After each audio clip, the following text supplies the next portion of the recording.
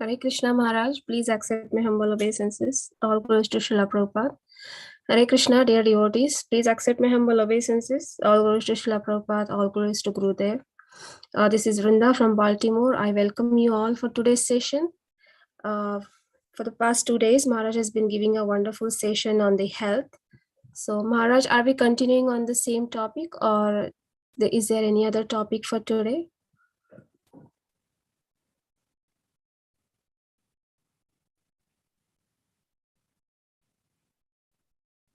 Hare Krishna Maharaj, we cannot hear you.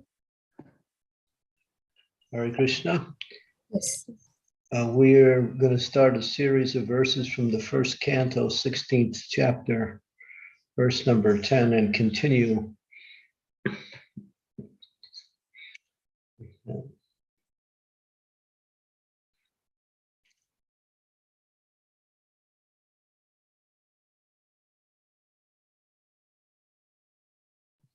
I'll just share my screen, Maharaj. Okay.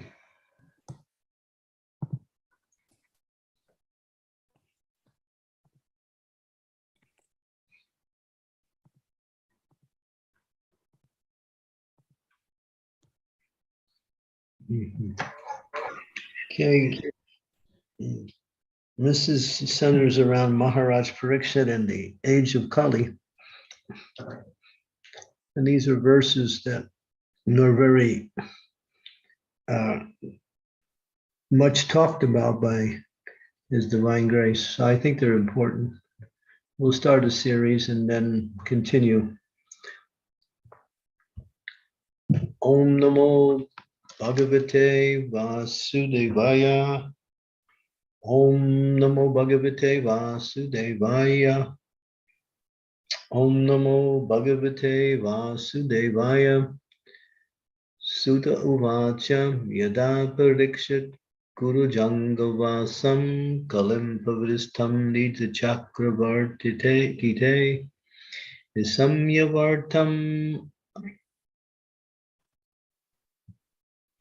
Nisamyavartam Aniti Priyam Tata Sarasanam Samyuga Sandir Adade. Sutta Goswami says, while Maharaj Pariksit was residing in the capital of the Kuru Empire, the symptoms of the age of Kali began to infiltrate within the jurisdiction of his state. When he learned about this, he did not think the matter very palatable. This did, however, give him a chance to fight. He took up his bow and arrows and prepared himself for military activities. Srila Prabhupada's purport. The state administration of Maharaj Pariksit was so perfect that he was sitting in his capital peacefully. But when he got the news that the symptoms of the age of Kali had already infiltrated into the jurisdiction of his state, he did not like this news.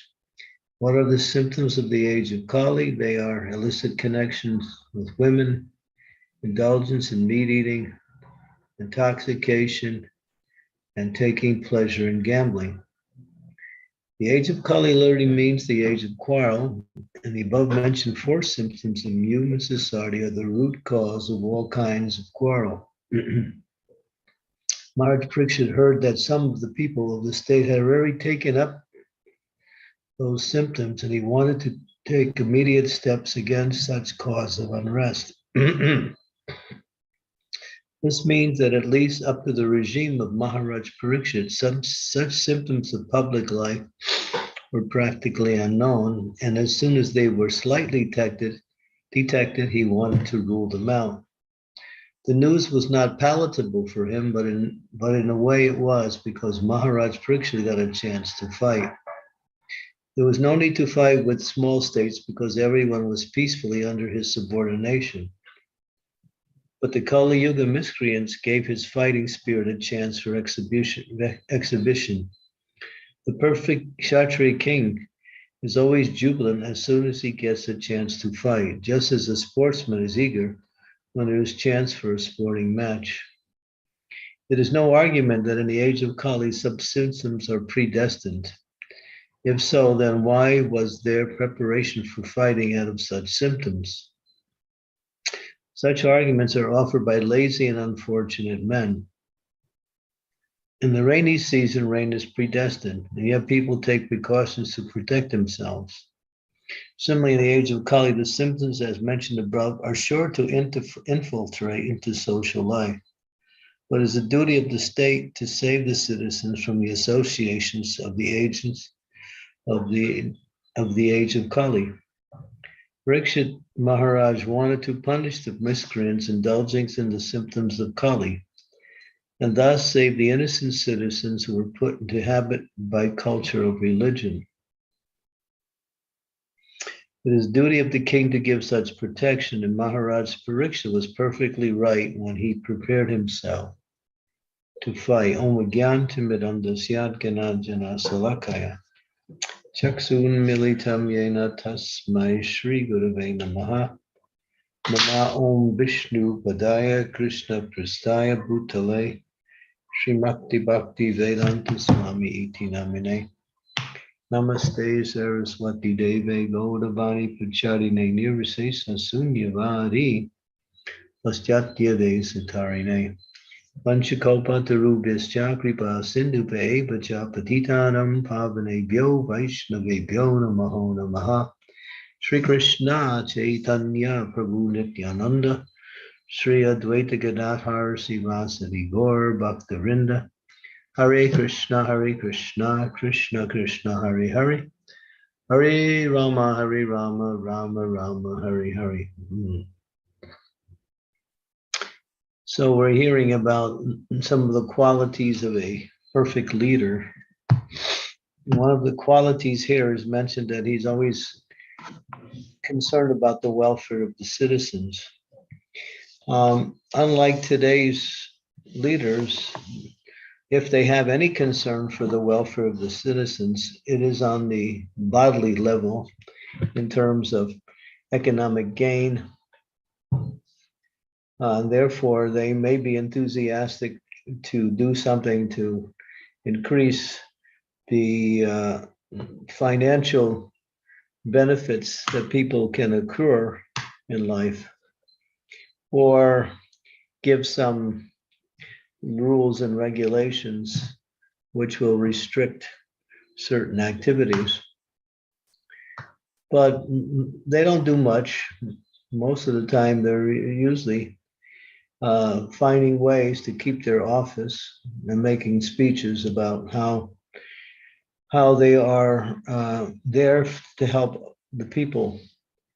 But we see that where is the help? The society is topsy-turvy, and the leaders don't know either how to manage materially or understand the spiritual importance in the lives of each of the living entities.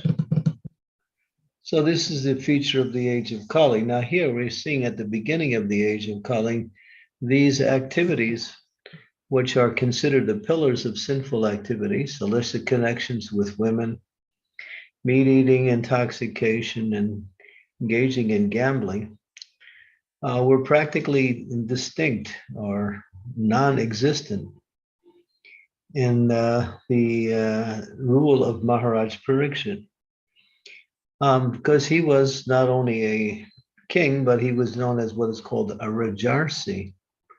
That means a Rajarishi, which translates into one who is spiritually enlightened, at the same time materially qualified to take care of the responsibilities of leading the citizens. And so he was concerned with both, not just the material aspect. And therefore, when he heard that people will now start to be influenced by sinful activities, and they're coming into his kingdom, he didn't wait for some kind of legislation to approve his activities, which might have took about months to get sanctioned. You know, when a leader wants to do something, sometimes There is this check and balance program where it has to be discussed for about 2 months, and then they may do something or they may not do something. So, of course, that's good if you have a wrong leadership, but here you have qualified leadership, and that person is a devotee and at the same time a qualified leader.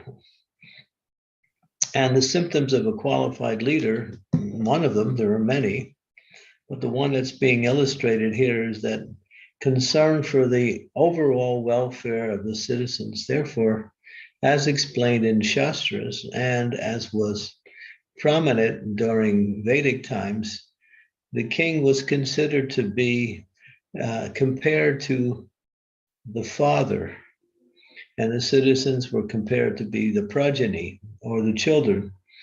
And therefore, as a father is concerned about the welfare of the children, the king was also in that way.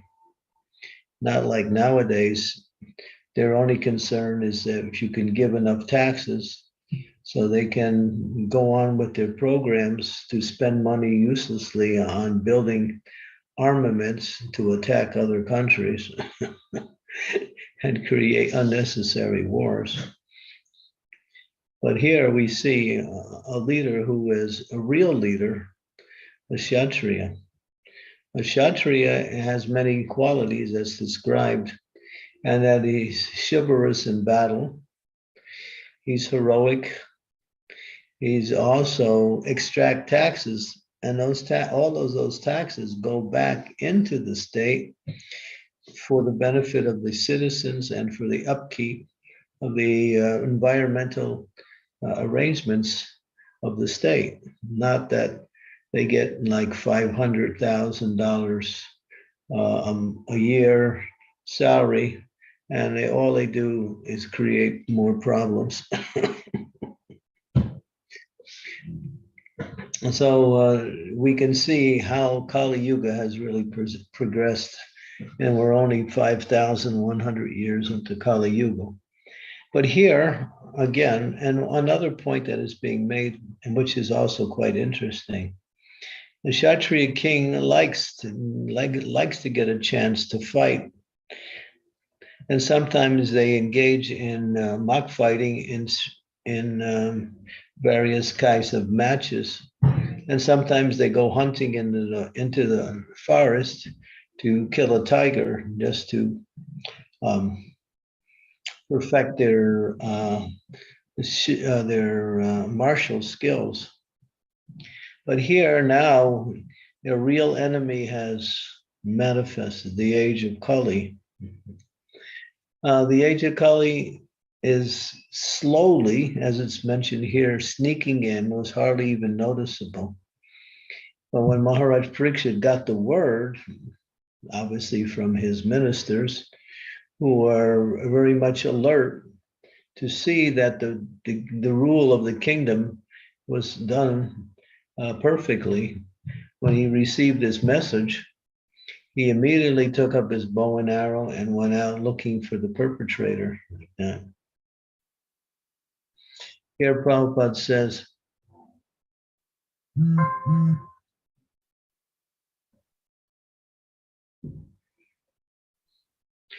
people sometimes complain, why is there preparation for fighting when, like, if there's no argument that in the age of Kali such symptoms are predestined?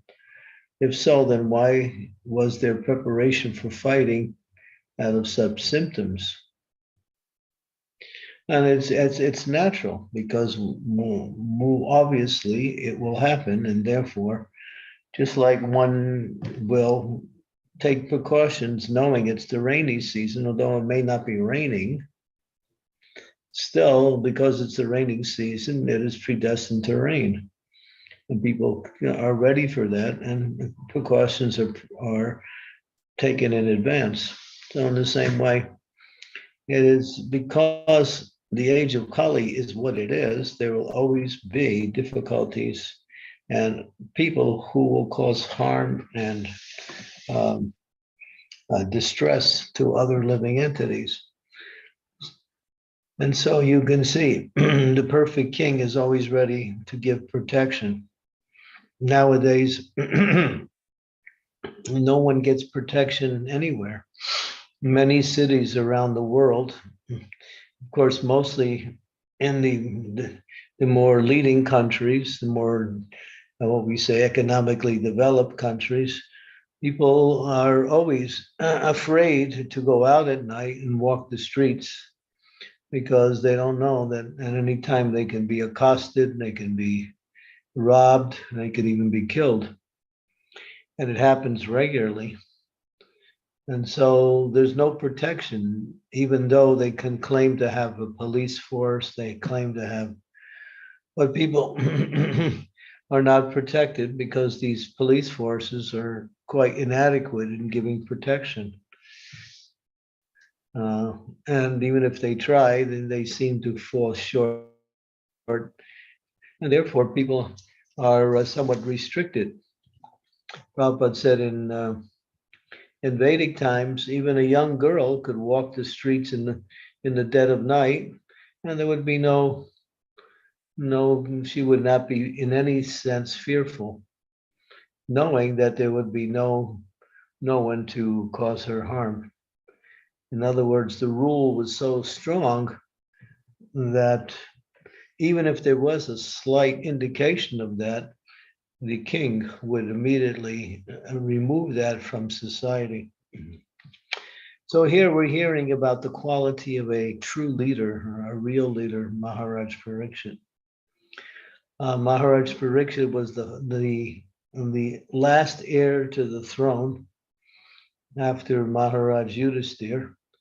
When the Pandavas were no longer there, Maharaj Pariksit was saved. Actually, he was saved in the womb of his mother Uttara by Krishna himself, who appeared to stop the Brahmastra that was thrown into the womb by Asvatthama in order to kill the last living descendant of the Pandava dynasty.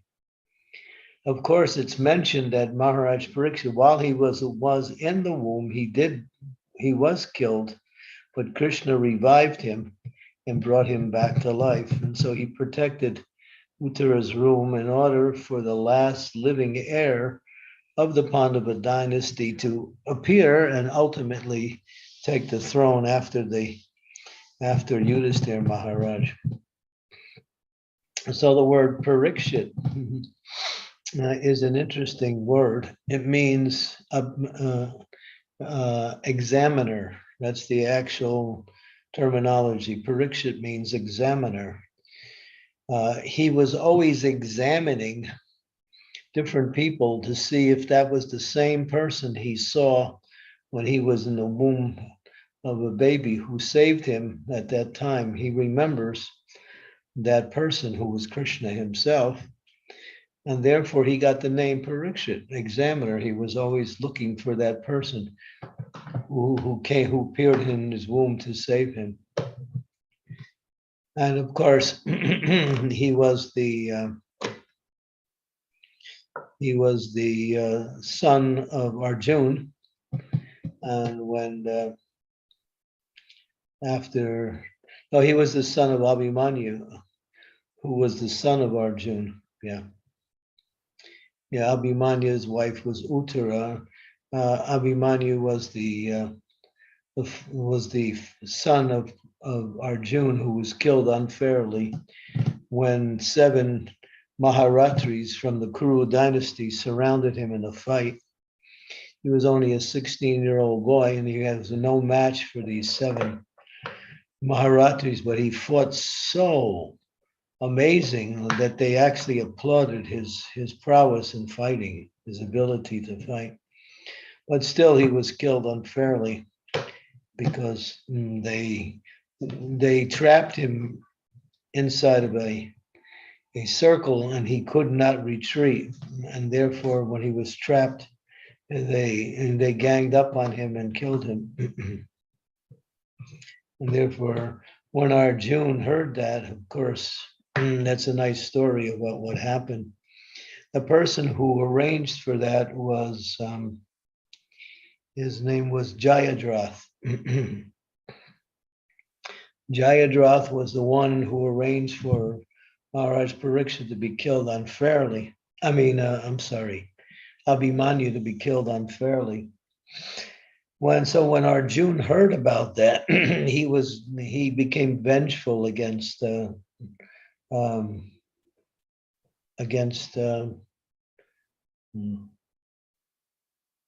I just said his name and I forgot. I'm getting old here. Drishtajumna, yeah.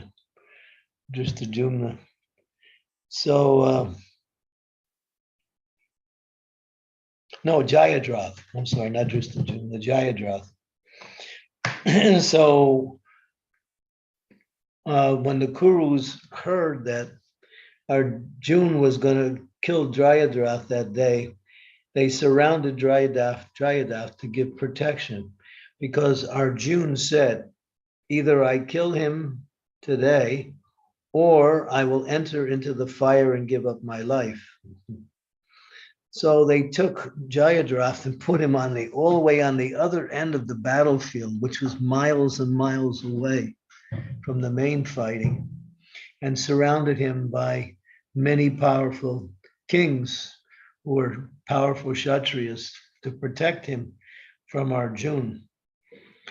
Now Krishna was there on the chariot and he was encouraging, and Arjuna was cutting his way through the armies, killing off the soldiers one after another, making his way towards Jayadratha. But it wasn't fast enough, because the rule is, the Kshatriya code is, that once the sun goes down over the horizon, the battle is over and for that day. And so if that would have happened, if that did happen, then Arjuna would have to give up his life. So Krishna was encouraging him to fight and go forward, and he was cutting through, and it was getting towards the end of the day. But Jayadratha was nicely protected by these kings, and the sun was gradually going down as the day was ending. And then everyone saw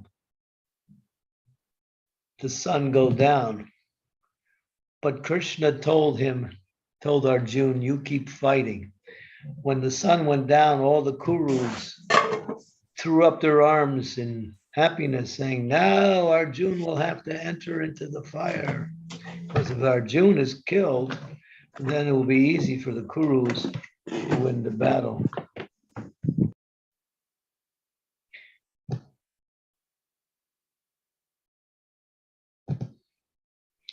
And so, but what Krishna did, Krishna used his mystic power to make it seem like the sun went down over the horizon, which it didn't. And then he told Arjuna, now you can kill him. And when they let their guard down against protection against Jayadratha, Arjuna came in there and killed Jayadratha. When all the Kurus kings saw that, they were shocked that Arjuna would do that and break the rules. But then it was revealed that the sun had not gone down over the horizon as everyone had thought it had. Krishna did that to save his devotees. So Kontiya Pratijani Hina Me Bhakta Pranasyati. So Krishna protected Arjuna from being killed, and at the same time satisfied Arjuna's desire to kill Jayadratha, who killed his son unfairly, who made the arrangements to kill his son unfairly. So you might say, well, Krishna cheated, but so did Jayadratha.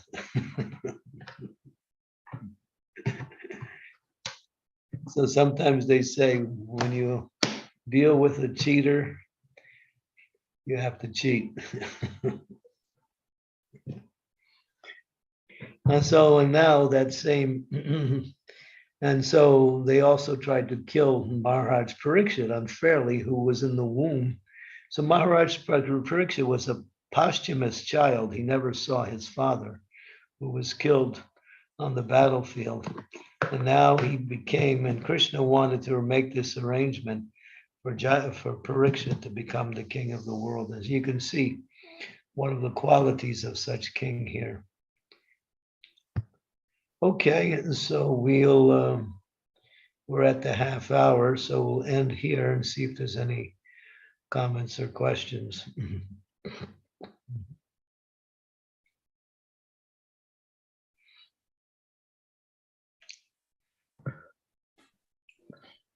Thank you, Maharaj, for this, for choosing this verse and explaining us about this.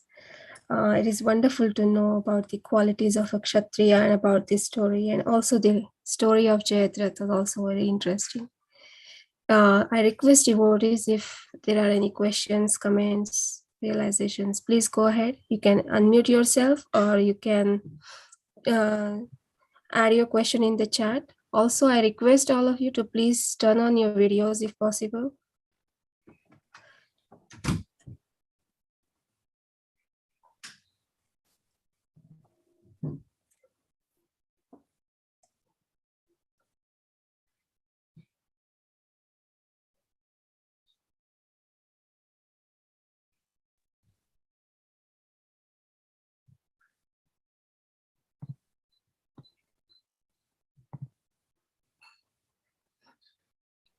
Anyone has any question, wants to share anything? Any Kshatriyas out there? Shri Devi Mataji has raised her hand. Mataji, please go ahead. Please go ahead, Mataji. Thank you, Brinda. Jaguru Maharaj, please accept my humble obeisances. All glories to Srila Prabhupada. All glories to you, Guru Maharaj. I'm remembering this pastime of Abhimanyu when he was explaining to Vrinda. Yeah. Yes, Shri Devi Mataji, actually your voice is breaking. Oh, I don't have a good connection, that means. So Mataji, can you turn off your video? So probably it will work. Yeah. Yeah. Is this better? I think so, Mataji, yes. Okay. So I was remembering this pastime where Abhimanyu, the great warrior, when he was in the womb of his mother, Arjuna was explaining to his wife about how to enter this Chakravyuha formation in battle. But when he got interrupted in that conversation. So the baby only heard how to penetrate that particular Chakravyuha formation in the womb. And so he remembered that part in the battlefield.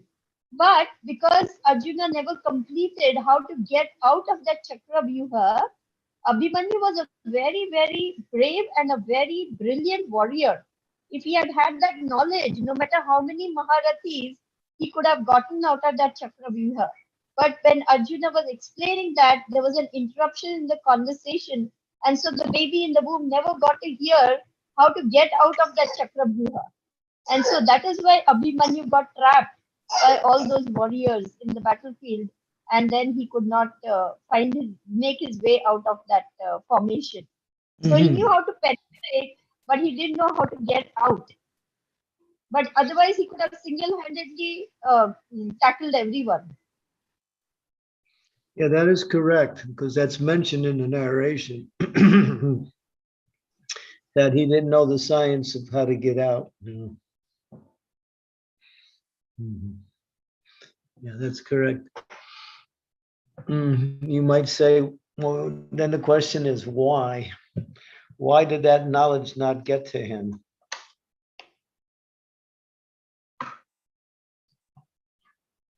Is karma Krishna's arrangement?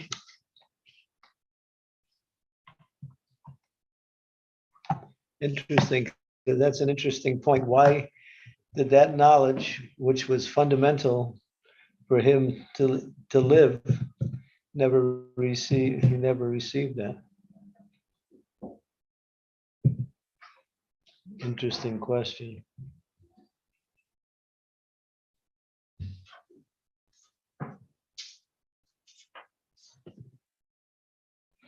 That question's never been brought up that I know of. So I'm just posing the question.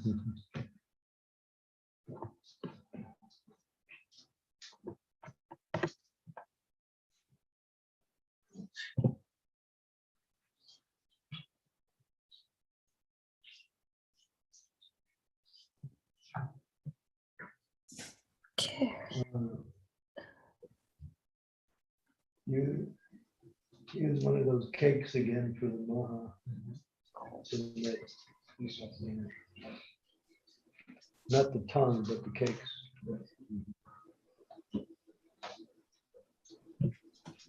Okay, Maharaj, is there anyone else who wants to ask any question or share anything? Please go ahead. You talk about the 4 regulative principles, which are mentioned in the purport there.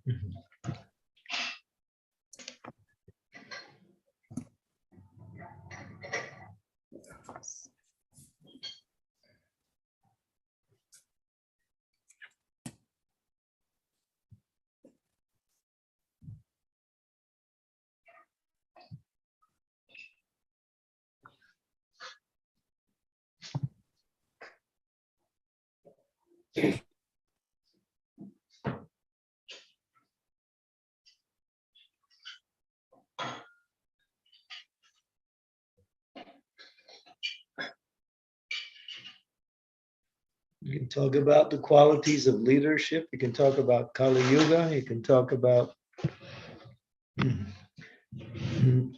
4 regulative principles. There are many topics that were covered in that one purport.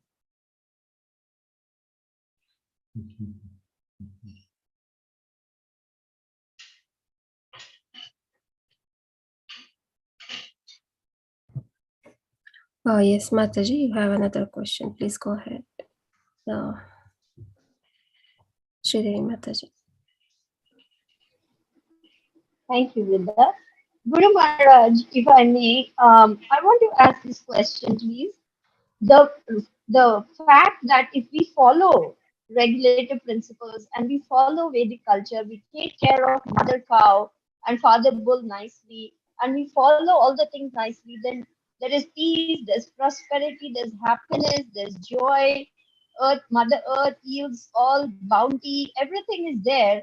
In spite of all this, why is it that the leaders of today will not do these things?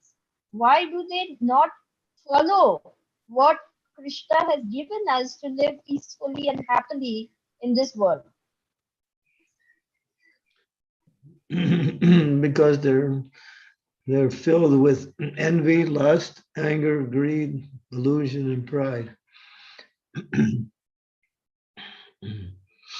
Therefore, they can't understand what is valuable, what is beneficial.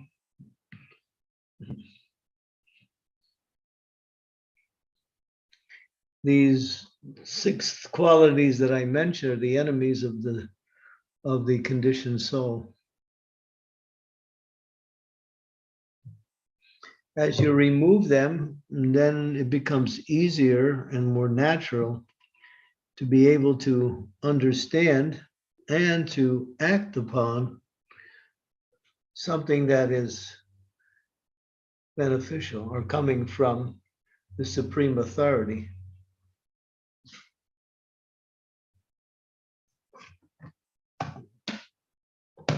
But this is also Kali Yuga, so the demons are very prominent within this age.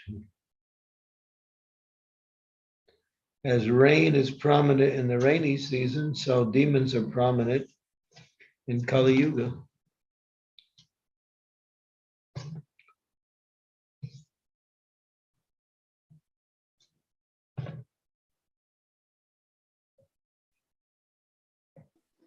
So as a follow-up, Guru Maharaj, how can we bring about the golden age? How can we Turn have off Mataji, turn off your video.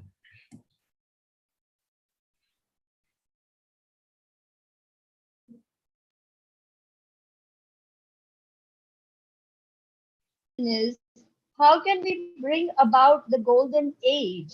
How can we have Krishna conscious leadership? Spread the chanting of the Hare Krishna Maha Mantra everywhere.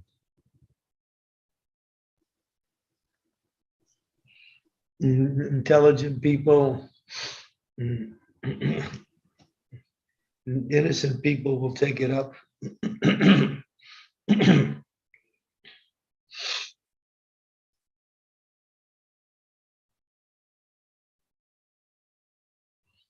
Yeah, Yuga Dharma. Harir Nama, Harir Nama, Harir Nama, Eva Kevalon, Kalon, Nasteva, Nastieva, Nastieva, Gatir Anyata. This is the remedy, the means, the only source of removing the effects of Kali Yuga is Harinam.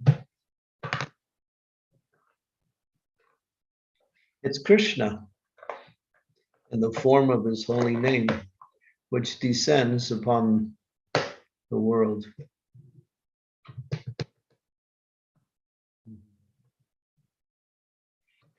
When Krishna comes, and then Kali, Krishna is here in the form of his name, but and to whatever degree he's being honored and worshipped. Because if there was no chanting of the holy name around the world, Kali Yuga would be the whole world would be finished by now. There would be no chance for anybody. The presence of the devotees and the chanting of the holy name are keeping things from becoming completely obliterated.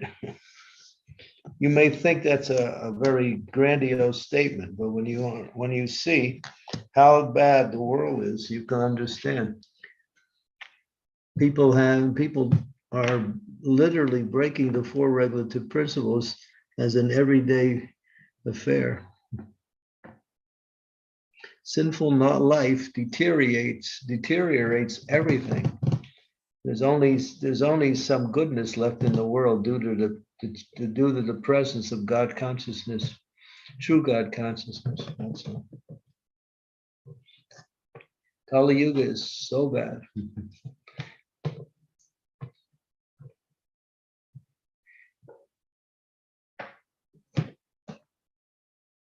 Harir Nam, Harir Nam, Harir Nam.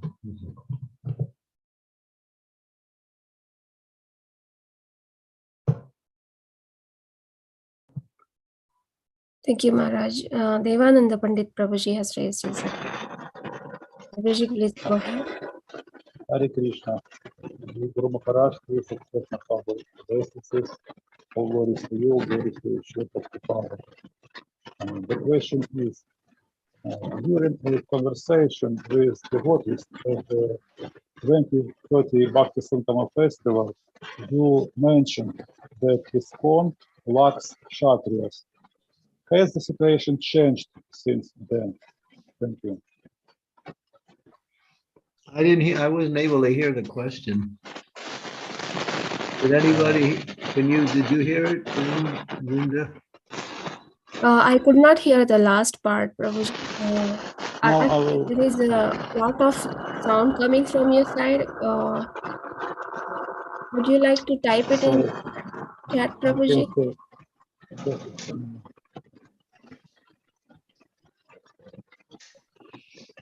In the chat now. Okay, I will read it for you.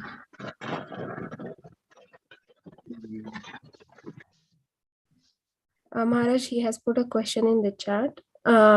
During a conversation with devotees at the 2013 Bhakti Sangha Festival, you mentioned that ISKCON lacks Kshatriyas. Has the situation changed since then? Hardly. we made an effort to bring that about. The effort had a little bit of a success, but it hasn't really developed nearly in what we actually need. The example is, look what happened in Bangladesh when our temples were attacked. The devotees were not able to defend themselves or the temple or the deities because Prabhupada's program was that there should be Kshatriyas in every temple, because when we get attacked, then they will come out and defend. When they are knowledgeable in fighting and they are resourceful. But what hasn't really developed, I mean, if you go to Mayapur is doing something serious. They've been doing something. They're training young men in that area. And there are Kshatriyas around the movement who are mostly they're teaching other people Kshatriya, but they're not so much engaged in temple and yatra protection. And that's what we need. So there is an effort right now, again, to revive that and try to bring it back to a more profuse, prolific, more developed state. Because it's also, all you have to do is listen to Prabhupada's statements or read his books. He talks about it all the time. There must be a class of men, Kshatriyas, in our society who will be able to fight when it's required. They're trained and they also know the Shastras, So I made an effort in that same year, 2013. And that's why I discussed it. We actually developed something to a certain level. And some places took it up, and some places took it up and then really didn't develop it. But it's important because as Kali Yuga progresses, just a few months ago, not even 2 months ago, some crazy guy came into one of our temples in America and started beating on the devotees and attacking them. Unfortunately, there was enough devotees there to do something, and they were able to capture the person and bring him to the authorities. But we have numerous, and I say numerous, events throughout the history of our movement where our temples have been attacked in Germany, in Lithuania, United States, in Europe, in India, everywhere we've been attacked by aggressors. And sometimes some of them also carry weapons. So this was Prabhupada. Prabhupada was a visionary. He knew we'd have to prepare for this because he knew Kali Yuga would become more and more dangerous and our temples would be under attack. So it hasn't developed much, but there is another effort that is presently going on to bring it more and more to the forefront.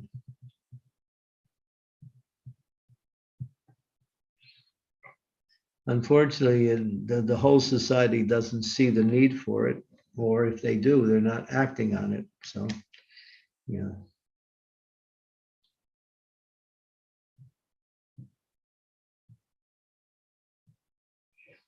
Anyway,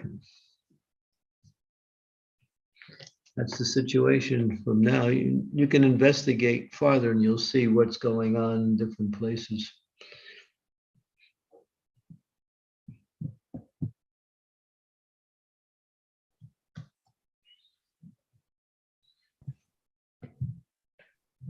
Thank you, Maharaj, for that answer. I just got one question in mind now after hearing this. So about Kshatriyas. So The Kshatriyas are those who are fighting for the purpose of the Lord. So we cannot actually call the soldiers and all who are fighting for the country as Kshatriyas. Am I right? Correct. The qualities of a Kshatriya is mentioned in the Bhagavad Gita, in chapter 18, verse number 43, I believe it is. They also have to know religious principles and not just have fighting knowledge or fighting spirit. They have to know the religious principles. So there is an educational forum that comes along with Kshatriya training. And that's part of Prabhupada's program for Varnashram colleges, to train Kshatriyas, to train Vaishyas.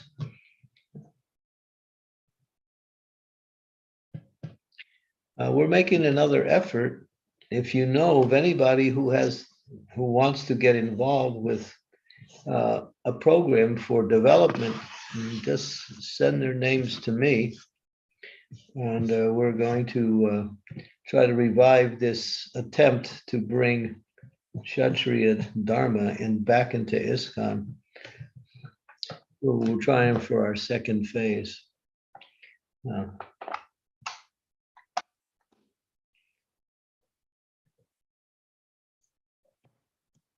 As Kali Yuga continues to get more, our society is at risk.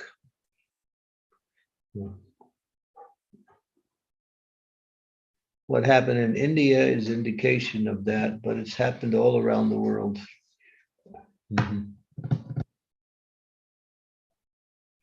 Happened in Poland quite heavily. Fortunately, the devotees were prepared in Poland, and they were able to beat back the attackers. So yeah.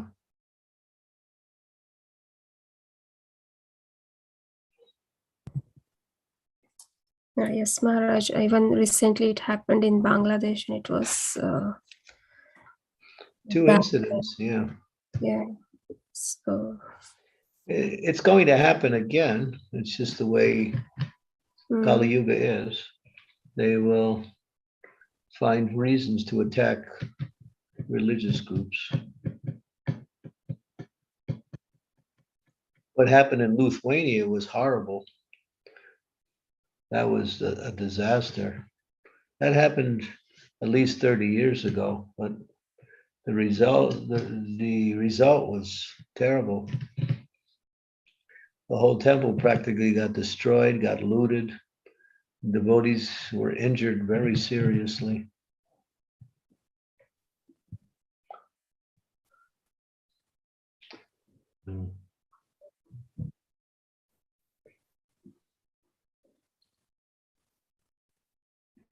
Devananda Pandit Prabhu is sharing that Kshatriyas need Prabhuji. So okay. Prabhuji is sharing that Kshatriyas need special treatment from the authorities, but my observations show that devotees with Kshatriya qualities are deliberately relegated to the background by the leadership, and Kshatriya qualities are publicly devalued.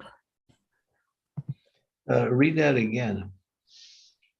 Kshatriyas need special treatment from the authorities, but my observations show that devotees with Kshatriya qualities are deliberately relegated to the background by the leadership, and Kshatriya qualities. What is that supposed to mean? Deliberately related to the background. What does that mean?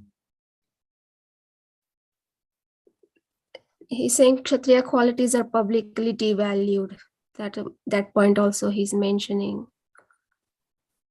Yeah, well, a person who can fight is not necessarily a Kshatriya. A Kshatriya means one who protects from harm. They protect the innocent. They protect the Brahmins. They protect the cows. They protect the temples. They protect the women. They protect the children. They protect the old people. They protect the resources. They're protectors, not aggressors. And so, therefore, even if a person has a fighting spirit, it has to be connected, what we say, tempered by the devotional mood, and not just as an aggressive. Therefore, sometimes people who look like Kshatriyas are not really Kshatriyas. They're just Sudras.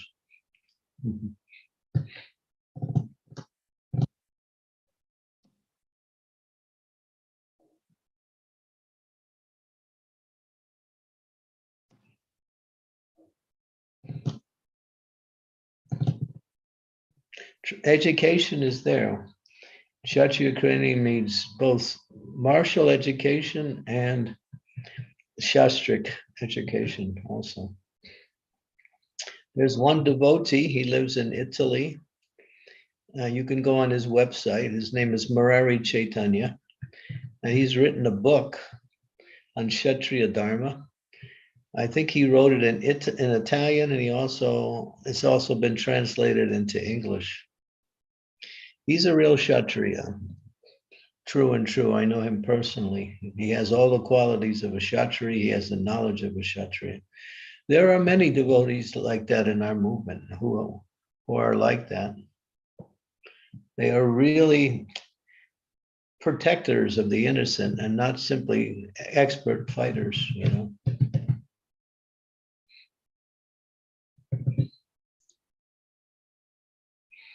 Why does one become a policeman sometimes? Because they feel that they would like to give protection to others. So that motivating force for taking the position of an armed protector is somewhat of the Kshatriya mood.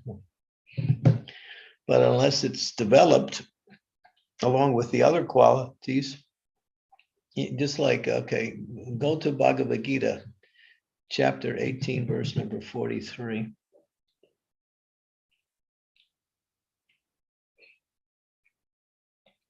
And you see the qualities of a Kshatriya. 1843, Bhagavad Gita.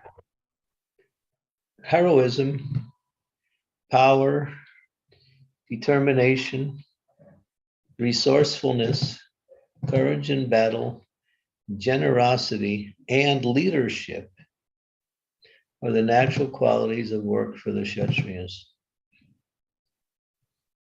So all these qualities have to be there. They are also leaders.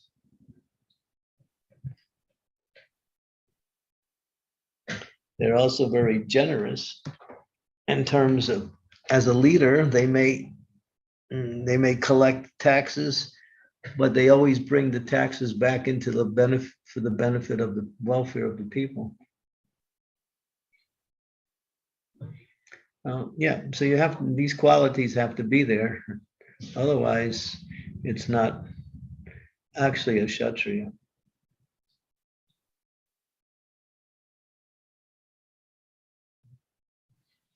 Salyam teja dhutam daksham yudhe chapa palayanam dana ishwar bhavas cha kshatriyam karma svabhavajam. Born svabhavajam, born of his own nature. You can't train a Sudra to become a Kshatriya. People have to have that nature, and then once the education is applied, then the qualities will start to manifest along with the activities.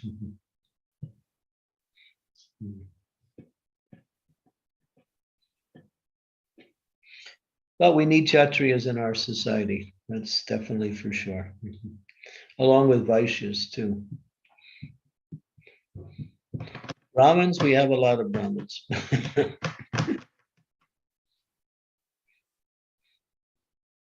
We can always use more, but the Brahmin category is quite filled up. Of course, we want more too.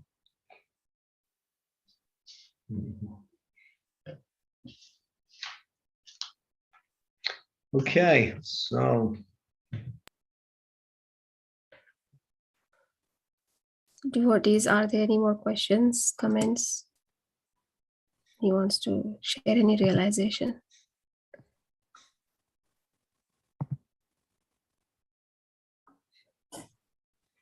Okay, maybe we can stop here. Okay, Maharaj. Thank you so much, Maharaj, for this class today, and looking forward to the more and more verses from this series. Maharaj, can I just announce for about the upcoming retreat? Yeah, thank you. All glories to Srila Prabhupada, my obeisances to all the devotees. Vanchakalpa Tarubhascha, Kripasindu Devacha, Itaram.